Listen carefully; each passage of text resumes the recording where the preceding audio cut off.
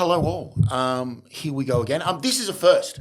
I have a dear friend, Emma Reeves from Excelerate Marketing, and Emma asked to be back on almost immediately after we've done the first filming with Mel Yu, because she felt that we needed to go into a more of an in-depth chat. And unfortunately, these things have a time limit because James has other things to do. So I would like to warmly welcome back my dear friend, Emma Reeves. Hello, Emma. Hello. Thank you for having me back. I'm glad you wanted to come back so quickly. I do love Melbourne. I love you, Tav. I love the idea of just, talking more about brand and marketing. And so I think there was a bit more for us to unpack. Yeah, absolutely. So I'm excited to go there today and share a couple of stories of both our businesses. Well, you and I have had lots of conversations about this, about how similar recruitment is and marketing. And at the end of the day, it's really more about the person, the founder, the management team behind the company than more of the company itself. Yes. So first question I have for you straight off the bat is, why is branding so important to a service business like recruitment, real estate, media?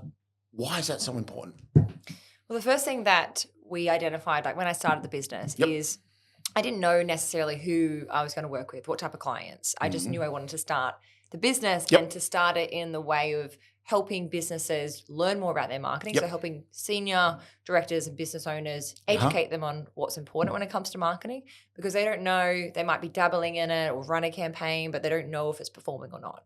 So I wanted to educate. And it turns out the business owners that I tended of kind of gravitating towards were those that were providing a service, because firstly, they just didn't really identify that their business was a brand. And so they didn't promote it as such. They didn't nurture it as such. And they undervalued the importance of both internal marketing and then thinking more broadly about how their brand is perceived in the market and how to reach new markets. Okay.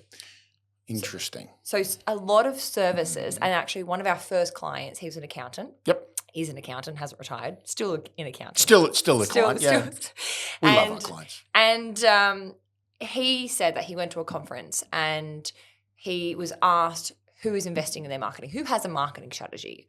And because we had started working with him, he was able to put his hand up. But he said no one else in the room values their business as a brand, so we're therefore not going to, invest in the marketing. And so I think when it comes to these types of businesses, they are incredibly good at what they do.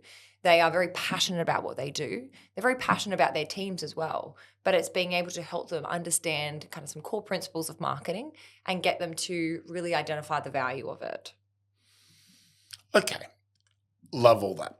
But knowing a few business owners, as you do as well, how do you feel when you get a client on board and they're all talking about, we just want you to take care of it all? Yes. How frustrating is that? Because I obviously understand the difference and why we do what we do, but I feel that a lot of clients out there may not value the understanding of a personal brand. How do you go about resolving that issue? Because people just think, we'll just post some social media, we'll just do this, we'll just do that, and the money will just roll in. Yeah. I think the perception is it is a challenge. Yep. And I think the perception's changed over the last 18 months with this a bit more of an enmeshment between a personal brand and a corporate brand. Okay. And so the directors of the business have gone from previously never being on social media to now having a LinkedIn page, to now actually posting and engaging with other people. So there's been a real shift from business owners and then now also their team members understanding the importance of having a strong digital presence of their business, of them, and then also now their team. And so they're kind of already part along the way and they're dabbling in it and they're doing it. But then they do come with ideas and say, I think we need to just do a complete overhaul of our brand, or we need to go like a website up, refresh. Maybe, and maybe they do need that. Maybe. But the big thing is trying to understand who are they trying to target, where is their audience, and what are going to be the best channels for them to get the best impact at a relatively kind of short turnaround. So they can't do everything. Absolutely. And they can't start with everything at once. And what incredibly frustrates me is people that just think they're going to throw money at the problem and they're just going to run ads. Yep. And agencies out I'm there guilty that of they just sell ads. Yep. But what does their landing page look like? What does their creative look like? What is their emotional hook? What is their call to action? What is the journey that they're going to take that person on? Yep. And they're not going to be able to really create that immersion in the ad. Okay. Because, we need to create disruption. Okay. What I would love to know is your views on organic posting, social, but also the changing consumer behavior, and that if you're basically not saying what you want to do doing on the side of the can, like you supply XYZ service, accounting, real estate, recruitment. Yes. How important it is to start building this brand around more social, organic engagement versus paid advertising, because I feel the consumer is massively changing. And I'm even talking at a B2B level, like the way that clients and businesses are now looking to engage with a new supplier or a new company. Yes. So it's incredibly important to differentiate themselves. Yep. And they've got a couple of kind of key levers to be able to do that. One is, of course, their brand. Yep. And their identity, then the individuals of that business. And it's being able to, the biggest, I don't need to tell you this, tell our thousands of viewers who view this project. Around, the opportunity to retain and cross-sell or upsell or generate referrals from your existing client base. Yep. The old 80-20 rule. So if you're nailing your delivery of your service with your clients, you're creating an incredible positive endorsement and kind of, basically a web and a network of these businesses you're already working with, then that's going to add value to your brand better than any type of paid advertising or event or promotion can do. So what do you for service-based businesses? Today we're obviously talking about, service-based businesses. We're not talking about all types of businesses, but I do believe that the more that consumers change the way that they even search on the net, your business needs to kind of adapt to the new norm. We're even discussing it this morning. AI is now becoming huge in the search space. Is that going to disrupt Google? Is that going to disrupt Bing? Is that going to disrupt everyone? And it's like, when I first started in recruitment, I was working for a guy that was so nailed to yellow pages. Like that was his marketing. Page number 1 for labour hire, Perth, bang. Blue collar people, shout out to Fernando. And obviously that model's changed. I'm seeing huge disruption, but what I would like to talk to you about is what old school branding principles still apply today. Because more things change, the more things kind of stay the same. Yep.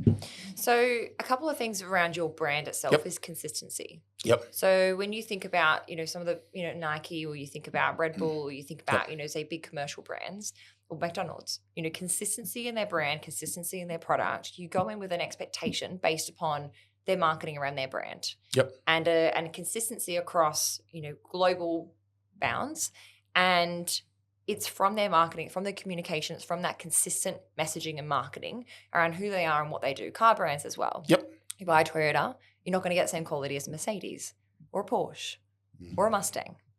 And so it's around marketing and consistency. So for branding, being consistent with your brand, saying who you are, what you do, what you offer, why you offer it, is an incredible principle that will remain unchanged. The second thing, which is gravitating, which we did touch on in the Mel U podcast, is around the rise of the influencer or the individual, the personal brand. Yep. And so there's a big push now for certain businesses be able to present that personal brand and that identity alongside the business. When you think about brand ambassadors, I actually caught up with Raj from Grant Thornton the other day. How is Raj? Raj is great. Hi, Raj. And, currently using Olympian in their campaigns about being remarkable. Okay. And so they've got a face to their brand. In accounting practice, they're trying to create that rapport, that recognition, and that they're trying to create impact and messaging around that business. And so they're using a face to do it. It doesn't have to be a face of someone in the business, but it can be someone that's aligned to the business, and the model makes sense. So Yeah. Okay. principles around your brand, and you're saying, what are some of the kind of core things that you can do? Building trust and authenticity and reputation comes from that credibility piece and consistency piece, but it also comes from people and being able to have relationships and rapport with people. And what we kind of touched on just casually off the side is just talking about our services. So I actually was at the gym yesterday morning and I had this lady say to me, what do you do for work? I said, marketing. She goes, that makes sense. Sorry? Yeah.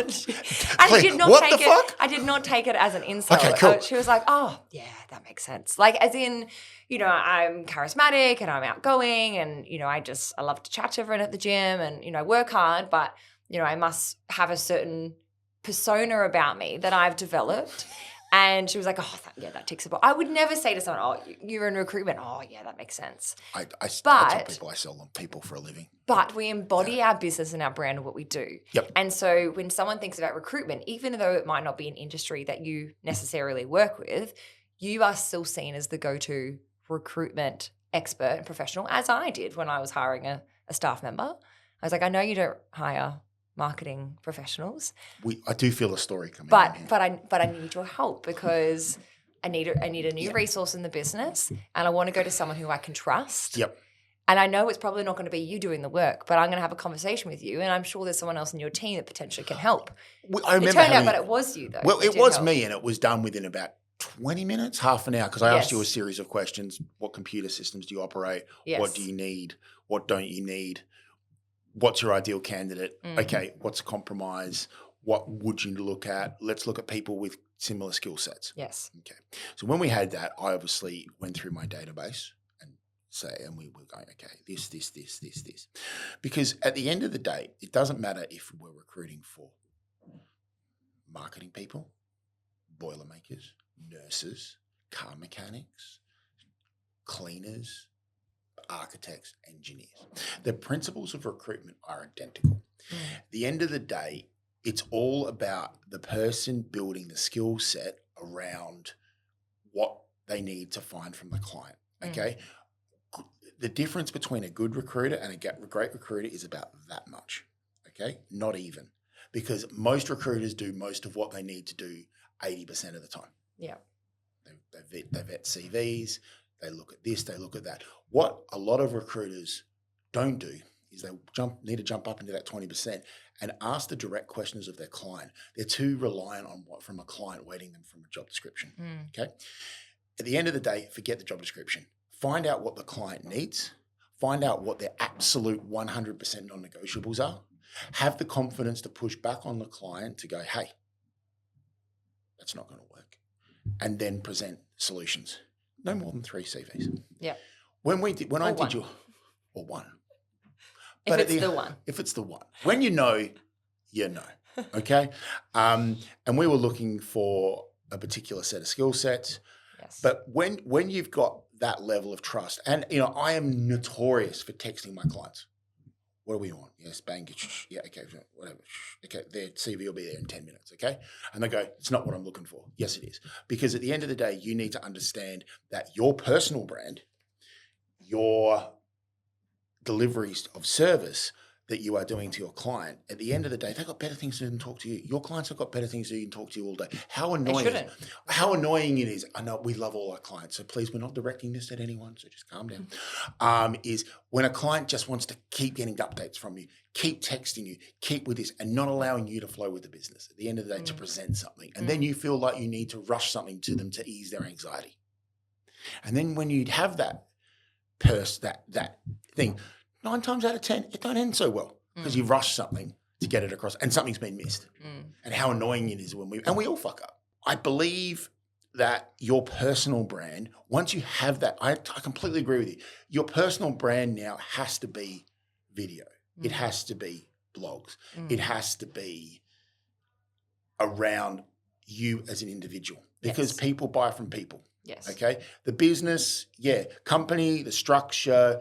But at the end of the day, in order for a company to be successful, they need to understand that I think there's too much old school thinking around this. Like the job market is changing. The way what people engage out of their work isn't changing. People I was reading something the other day. One of the big finance companies are expecting their employees to only want to work 3.5 days a week. It was one of the big companies. The employers only want employees. They're saying their employees only want to work 3.5 days a week. That makes more sense. So everyone wants all this free time, but real estate's getting more expensive. So cost of living is getting up. So I don't know if we're trying to get 5 days work done in 3.5 days. I don't know where that's going to, but the expectations now are changing. And because of that, your brand message is changing about the company. What I need out of my staff is changing. What TRS needs out of its clients is changing. But at the end of the day, I kind of feel that more companies need to understand what their brand is. And I think they will learn so much from their employees if they ask those questions. But I don't think they know how to. Employee engagement survey. It's not that hard. Oh, it's just fuck off. It really isn't. Who the fuck's got time to fill in a fucking survey? Well, if the employees want to work 3.5 days, then they should be able to use their additional time at the moment to help fill out the survey. It is so incredible the results that you get from it. We do it with most of our clients, and it's something that stems more into HR than marketing. Yeah, okay. But we had a client recently who did a survey, and they had some really, really interesting results around the percentage of people in the business that understand and know the values. So I need to do a survey. It was closer to 100%. It was great. Then they had some stats around what they actually thought, how many people thought that they would actually get some actions off the back of the survey. Always interesting. Do they trust you as a business owner to be able to bring action into the business? Interesting. How many people in the business feel that they are getting a competitive offering in market compared to other businesses? So that's also an interesting question. And your employee net promoter score. So the percentage of those that actually even fill out the survey is already giving you some information. And then how they feel aligned to your brand, how they feel in relation to other businesses, how they feel about your current work policies, all of that. And so we are interested in that as marketers, because if we are putting on their careers page, they're a great business and they've got a really cohesive team and a diverse team and a collaborative team, but the team is saying, I don't feel like I can collaborate with my other team members, or I feel like the processes in the business are being let down, then we as marketers ethically can't market that business in that way if that's what the employees of the business aren't saying. So that's why the brand messaging and the identity of the business are so closely aligned with the operations. And you know about that by doing an employee engagement survey. Does it stop with employees? Do we also do an client engagement survey? Well, then you've got like your 360 analysis that you can do. So you basically get a review from a colleague, get a review from a staff member, like someone external to the business. So there's different reviews, as you would know, in that whole kind of HR. And we try not to step too much in that camp. But as marketers, as we're bringing marketing and business in, so we're bringing new awareness, bringing leads in, bringing referral partners, we have to be able to look at sales funnel and processes and how they're capturing those inquiries in the business and their lead management and their phone calls and their email marketing and nurturing. But we also need to look at the nurturing of and onboarding of clients and staff and retention of those staff. So we tend to also spread out across sales and HR because we are external marketing consultants. Yeah. And we like doing it. On that topic, where do you feel marketing HR has a hard boundary? As in because obviously the more you get involved with a client, the more you get involved in other areas of the business, whether you like it or not. Yeah. So my natural from the HR side of the thing is we always end up is safety OH&S. Yes. It's kind of the natural progression. Yes. Or we get involved in something around workshop design or accounting, because as recruiters, as we get more comfortable with working with a client, they get more comfortable with us. We get asked for more. Can you supply accountants? Can you supply our front office staff? Can you supply everything? Because you start becoming a one-stop shop for their needs. With branding and marketing, where's a hard we don't get involved in that because of this reason? Yeah. Well, it is the old saying no, and I had to learn quite early on as well, because I am a natural people pleaser and I like to help and I want to help. You are. So it's it's to my detriment sometimes of, maybe it's not billable hours, or maybe it puts us in a position where we're, not the best person to be advising on it. So we have pulled back over the years, and we have a very niche set of kind of skills and services that we offer. And so the hard no when it would come to HR is anything policy related. So that also stems into law and legal around, those like work from home policy and employee policies. We do work with a client who are in environmental consulting, and so they have like a psycho-safety program, because they also have workers that have to be, very heavily in like PPE and, underground for long periods of time. So there's a big piece of work in there for the mental health and well-being of their team to make sure that they're not only safe, but then following that job, they've also got those, support mechanisms in place. So we can market that internally and say, we offer these counselling services and support services and, management.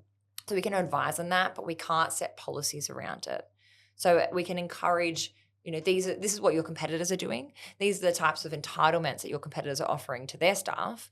I don't know what their engagement surveys are giving back, but I know what your engagement survey is giving back. And we piece that together and then put together a recommendation to say, if you're finding, and one of our measurements could be around recruitment of their team and being able to help them support the deliverables of their work. So if we help them find the right staff, retain the right staff, build a great culture, then it's up to them to be able to execute and implement it. Where do you see marketing and branding evolving to? Because I get asked for this in recruitment all the time. Where do you see your services being evolving to? And it's you can see it around, making sure continual onboarding of staff, making sure. Where do you see marketing and branding evolving to? Because everything seems to be disrupting again at the moment. There's a lot more video, which is great, because video is the best way to be able to convey your brand, your message, identify you as a person, your different characteristics. But you do have to be disruptive. And depending on your audience, like millennials, for example, they use on average, not right now, but any one time they're using up to 3 devices at once. And then Gen Z are using up to 5 devices at once. Where do you get 5 devices? So they are TV, phone, camera, laptop, iPad, 5 devices at once at any one time. How do you get any work done? I'm not Gen Z, so I can't speak. No, you're not. I can't speak for them. But it speaks to the fact of, there are more ads going out there, and actually Gen Z have a higher ad recall rate than millennials. So they're harder to get the attention of, but then they have a higher retention of the ad. And so when going back to what I said around video, so it's great that people are putting out video, but then they're losing the kind of key impact around it. So they're not putting a call to action at the end of it. They're putting this great piece of content out there. They're like, okay, there you go. Should people subscribe and watch and wait for call more? To action? Should people talk to you directly? Should they talk to your team? Are you running an event next month? Like, people do all the work to putting a video out there, or they don't put captions on, or they don't put it in the blurb. People sometimes want to watch, or they want to read the captions like on the screen, or they want to read the blurb. People absorb content in different ways. So I'm seeing there's a big push towards video, but then it's poorly executed because there's no consistency in it. There's no, James is nodding his head because he would see this all the time as well. So I'm really proud that a lot of businesses have identified the recognition and need for it, but then they haven't been thinking long term about where's this video going. I actually spoke with a new client tell me more. Yesterday, and they wanted to go onto a podcast. And I was like, that's great. Podcasts are great. But for you and your business, that's not necessarily where your audience is. No. And that's not going to lead you to an outcome which is going to give you a direct ROI right now. It would, if anything, actually distract you because they're a really in-person, hands-on business. So if they see you doing podcasts, they're like, why isn't he over here doing this? Why is he, so the story's got to make sense. It's okay to have evolution in your brand and your business, and maybe you want to go run events, or, let's use Simon, for example, with the Bull Rush rallies. That's a really key integral part of his life and his personal brand and his identity. So the fact that he goes and does that doesn't detract away from what he does. No, not at all. But if he was just to go start a car wash or a hair salon, maybe that narrative wouldn't quite make sense. No, it wouldn't make sense, You've got to pick key activities and extensions of your brand, which help evolve your business, ultimately work towards an objective, and there's a call to action there, because you're putting all the effort in and then you're not maximizing the potential of it. I fully get that. It took me a long time to understand the power of video. Yes. It is a seriously, seriously powerful product that is just, it blew my mind that YouTube is now the second biggest search engine out there. And until you actually think about it, it's obvious. I guess where I think as an industry, recruitment struggles with promoting itself. It's been through the wars recently over recruitment licenses, which I've always been a big supporter of. I think the recruitment industry and government need to work more together. Obviously, with a legislative recruitment across the whole country, with a federal recruitment license. But as we become more engaged with our clients, because our clients are not just about selling anymore. They're more about advice. They're about, what do you think about this, Emma? What do you think about that? Well, I'm not sure about that. Because everything's now so out there. How do you think you can bring a client to want to do a video, to being more engaged on social, get them away from, we've just got a website. We've got a great reputation in the marketplace, because that's what I'm seeing at the moment. Like, a lot of established recruitment company players, because of budgeting reasons, are not engaging on social at all at the moment, at all. And I think that they're missing the mark on how important it is to bring in new revenue streams, because if they don't, they go out of business. So what I think I'm trying to ask you is, as I go along on this odyssey of today's chat, is how does clients engage in this new media? As in, great question. Really good question. Starting somewhere, starting small. So if it's the business owner, there's a couple of different ways you can do that. You can unsuspectingly capture them doing certain things. So we had a client recently. They had a new photo shoot done. The whole team, beautiful corporate headshots, great, polished. They've got photos of the directors, they've got photos of the team, individual shots, perfect. There's behind the scenes B-roll footage.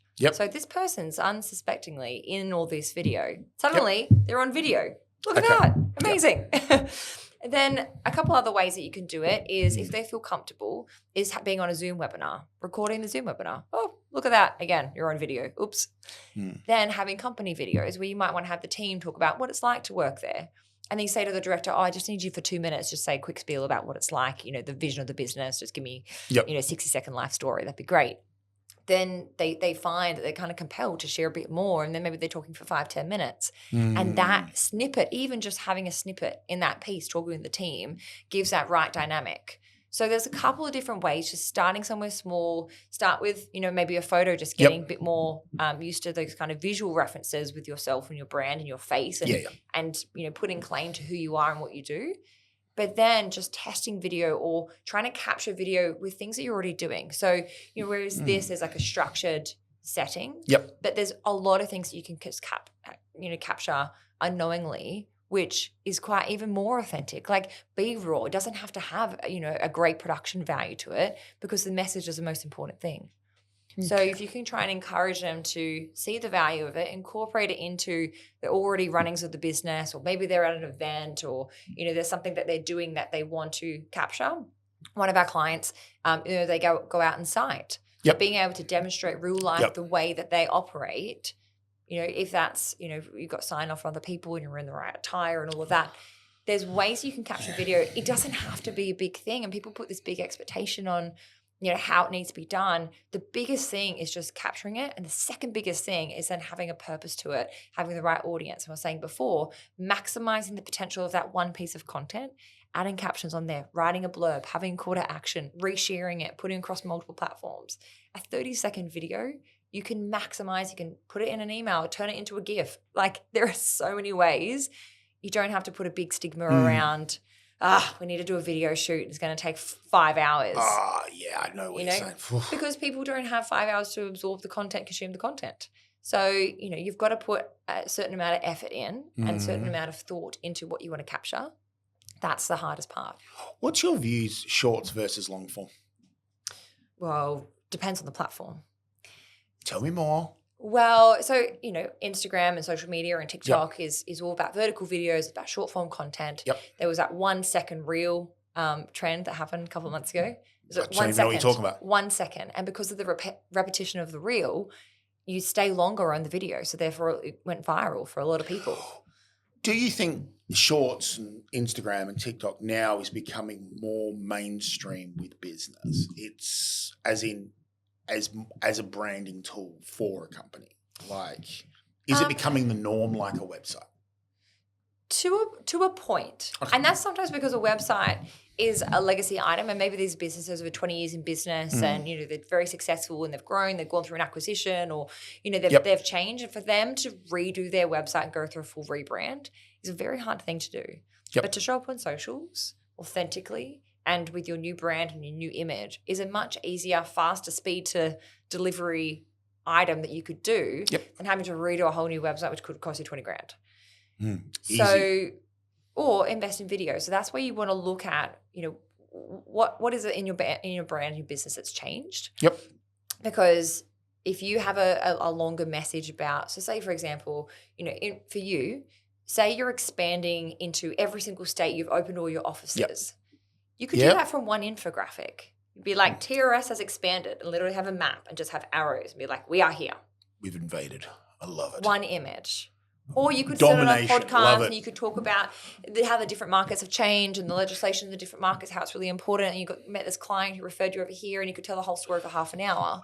Yeah, so you I get that. do it in different ways, but do it in the way that's going to be most impactful, most effective for you.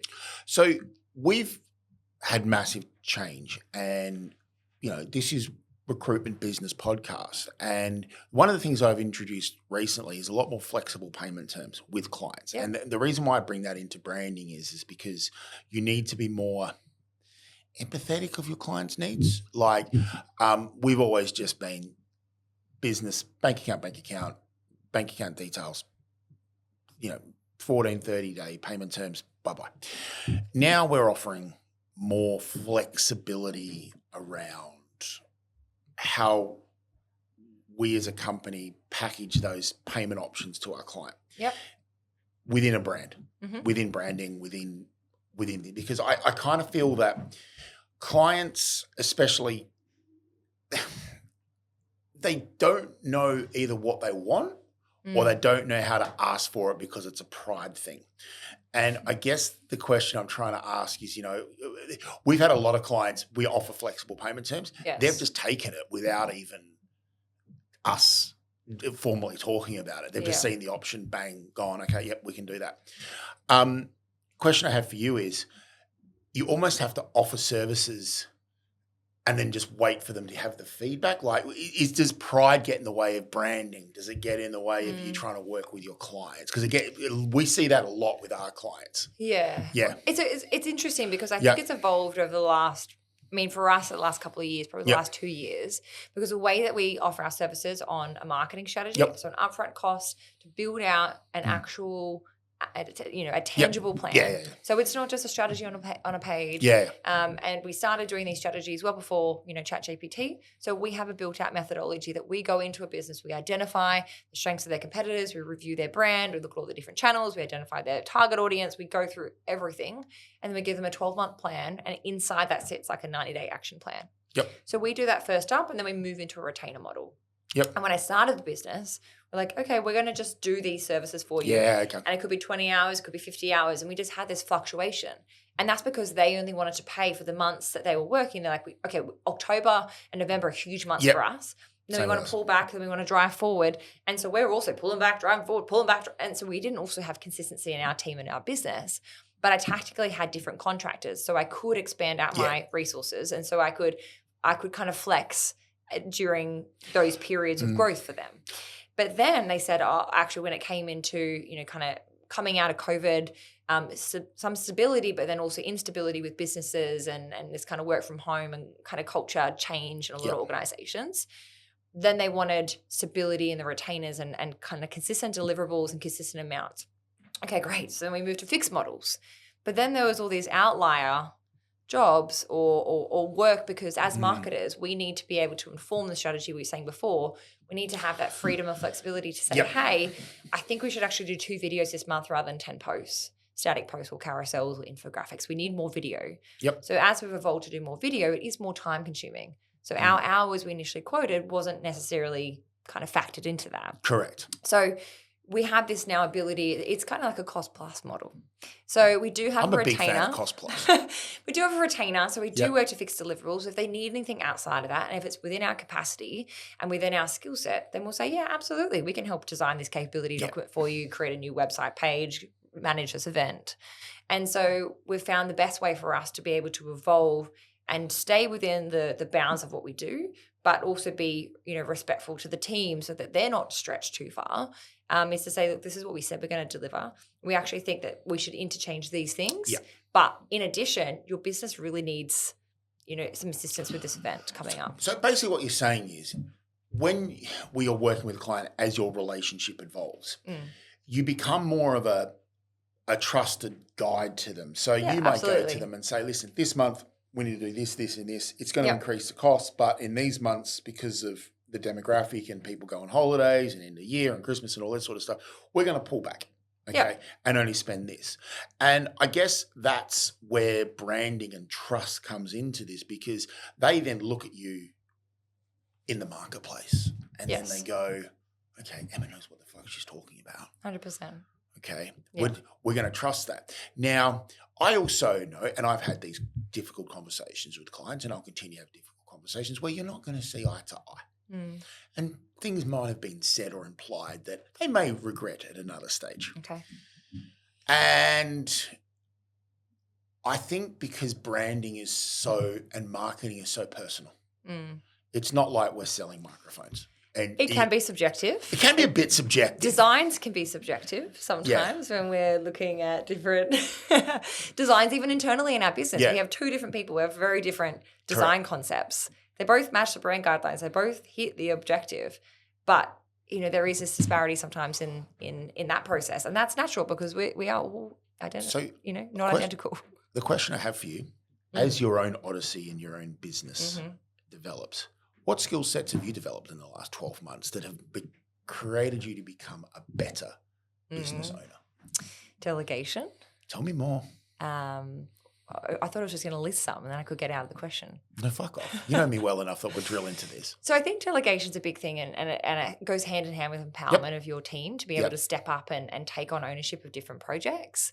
And so I don't just expect someone to step up into something when they aren't familiar with it. So it comes with, training and onboarding and upskilling and looking at how can I support that person to do that. And delegation for me, because I want to scale the business a bit bigger than, where we are at the moment, because I want to help more businesses. Correct. But I don't want to be a 200-person agency. I'm never going to be that size. I'm never going to be that size. I'll say that. I'll say it now because I know I can create the best impact the way that we structure our business at the moment. So we work very consciously with certain businesses and we work very selectively. But delegation is a big thing because you have trust in your team. And I took my team away for 3 days down the South Coast. Looked like you guys had an amazing time. We had an incredible time. We had a really, really nice time. And that was something I've been wanting to do for many years. And it's something we've helped our clients do and execute for many years. And so that allowed us to sit together and to bond as a team and for me to say to them, I trust you in what you're doing. I trust each of them in what they're doing. And that's because we have had some new people into the business. And so naturally there's been some learning of our operations and our clients and the industries. But I ultimately need to step back and work on the business a bit more. And I also want to pursue other passions and more speaking and events and, a few different things. So building your personal brand at the same time, also building your company. Absolutely. But I also think going back to personal brands and businesses and how they work so cohesively together, I'm across every single client campaign. Is that a good idea?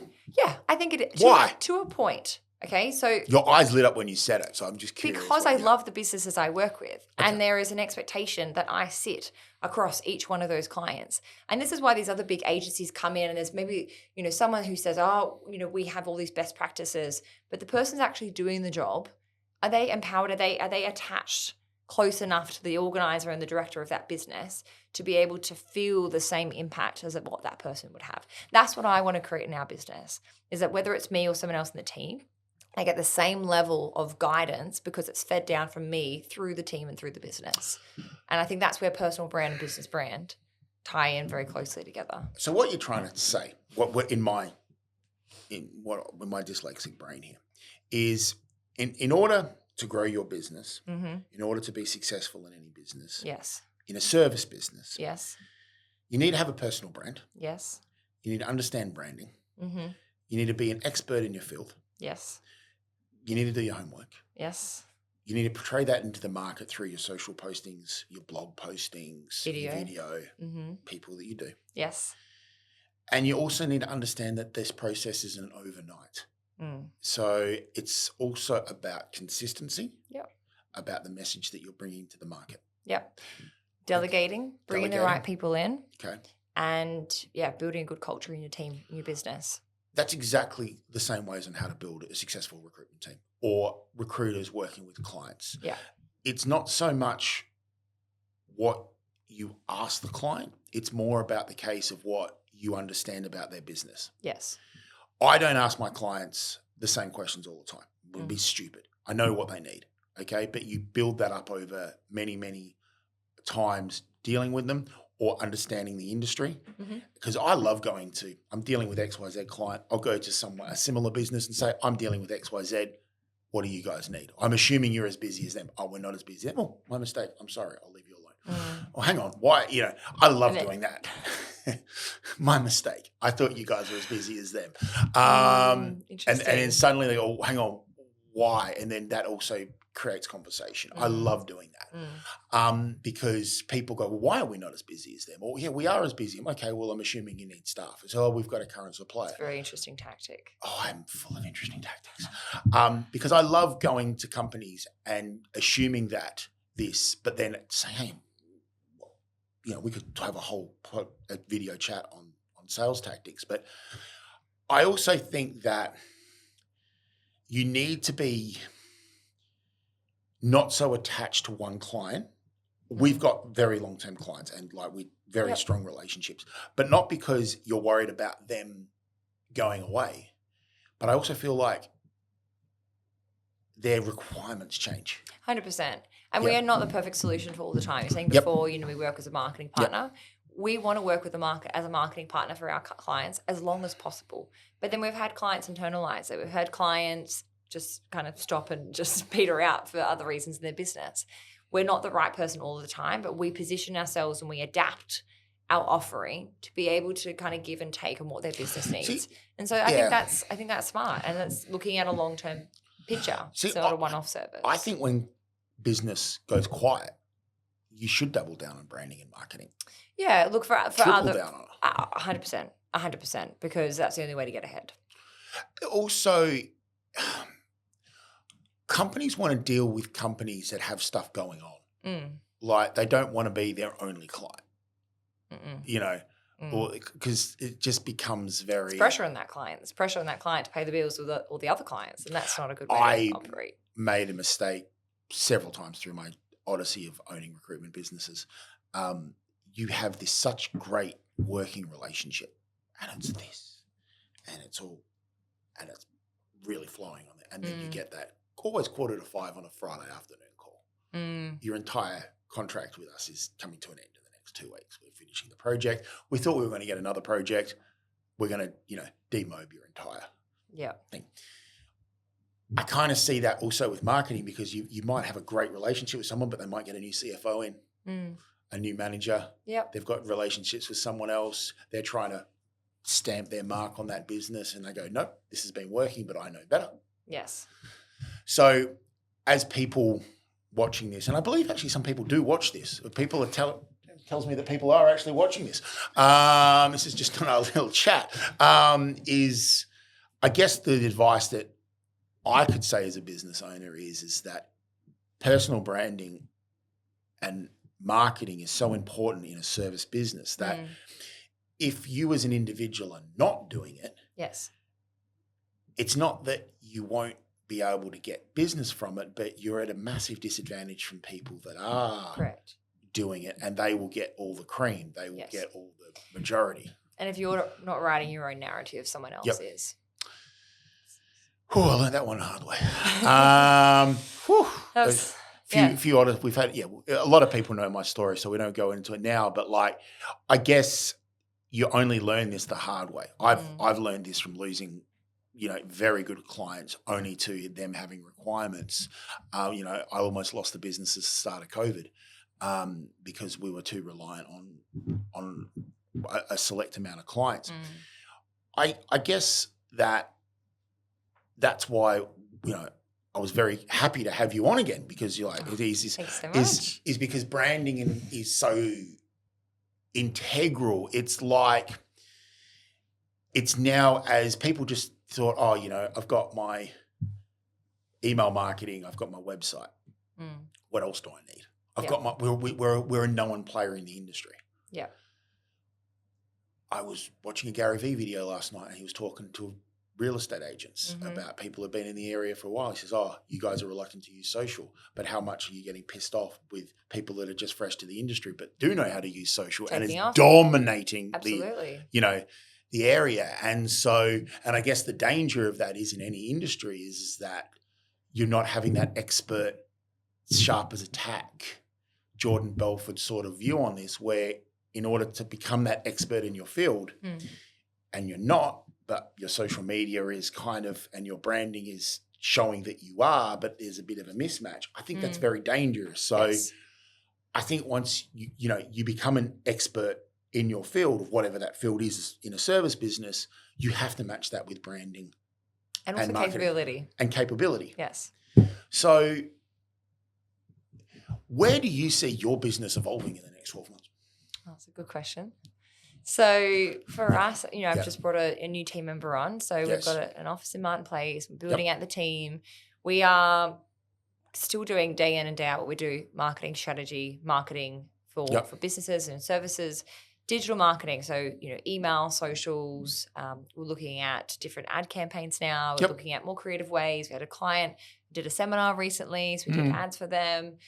We promoted that across socials in multiple ways. We're also looking at clients who have kind of transformational projects into next year. So they're launching into new spaces, new industries, and they need to market and brand in those industries. 2 or 3 people that come to mind. They're redoing their website. Also 2 clients at the moment. There's one undergoing a refresh of their brand. And so I think people are at the point, like I said, they've gone on the journey. They've identified, okay, I have a business, I have a brand. I'm also my own brand. So that's, partway along the journey. My brand now that's online and digitally facing to clients isn't an actual representation of now what we do or who we have in the business. Okay, we need to update that. Now, how do I grow my business? Because I've been focused so heavily on referrals for the last 10 years. Yeah. Like you said, now there's all these up-and-comers who are going viral with their videos and who are demonstrating that they're experts. I need to catch up. And so we now need to support our clients who are going through that kind of growth or transformation. They're growing their business and they've got to look into new channels and new ways of doing things. So it could be around website refresh. And so we need to bolster our services around website capability. And then also in content creation. So video content, reels, it's creating more short form content, but doing so meaningfully and consistently. So creating a bit of but we also need to empower the team because we don't want just stock photos and images. We want the team. The old Shutterstock. Definitely. I shutter at Shutterstock. Yeah. But it serves a purpose because rather that than no images at all. So let's, baby steps. I totally get that, but it's like it's like with their branding and marketing they're just ticking a tick box. I have a question for you. What do you think of AI influencers? As in auto-generated speaking to the camera. Yeah.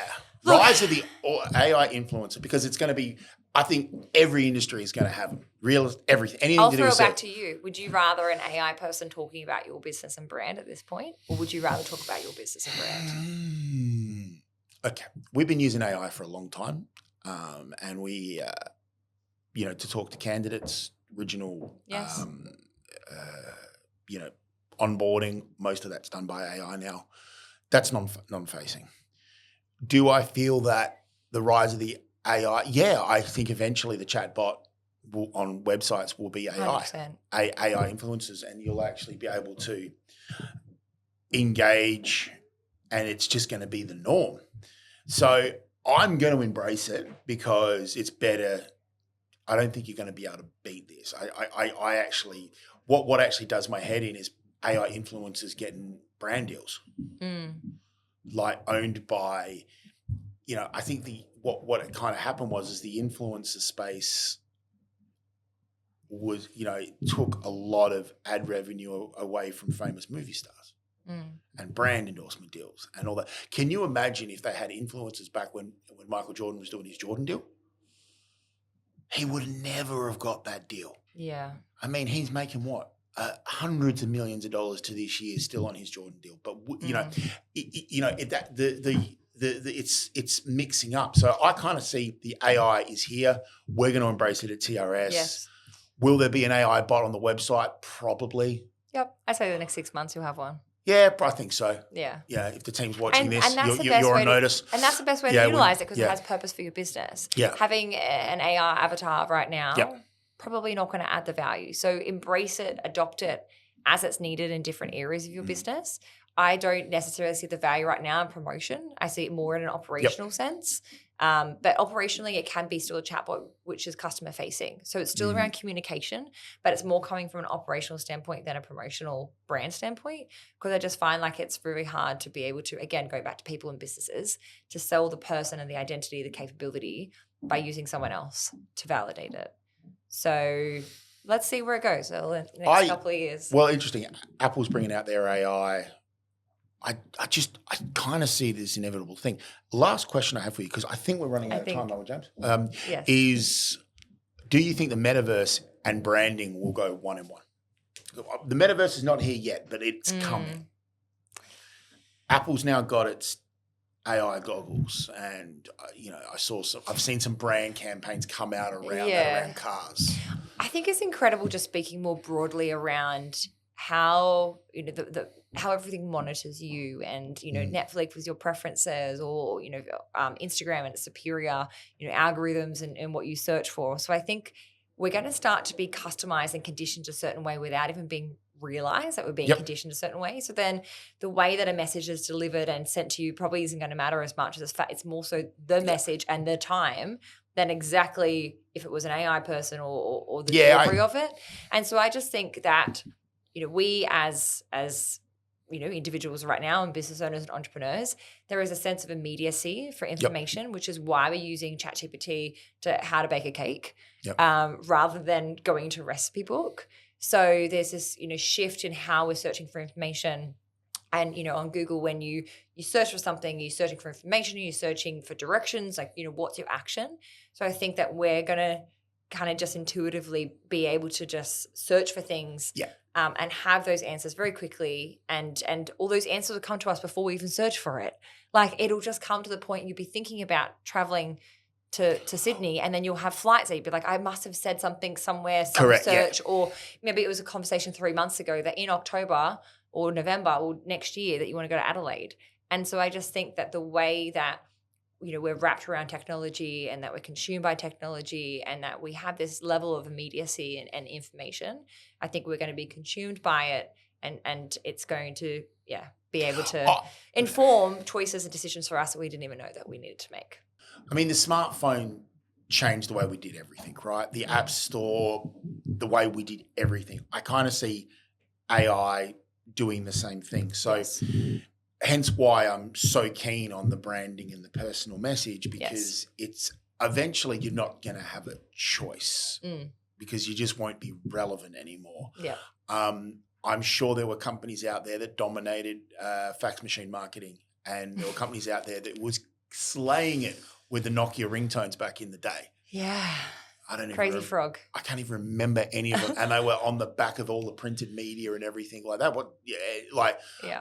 I guess where I'm getting at is, like, to stay relevant, you don't really have a choice for much longer. You need to adopt. You need to adapt. Yeah. But do it that's relevant to your business and also relevant to the pace of your business, because you need to bring your customers along the journey and your own staff along the journey, and then tell everyone else as well, like I said, why you're venturing into new areas and make sure it makes sense. So it's more of an education piece, is 100%. what you're saying. So we're educators now. But be risky about it, Take an opportunity to trial something in your business, whether you set yourself a KPI. I'm going to look at one new technology a month.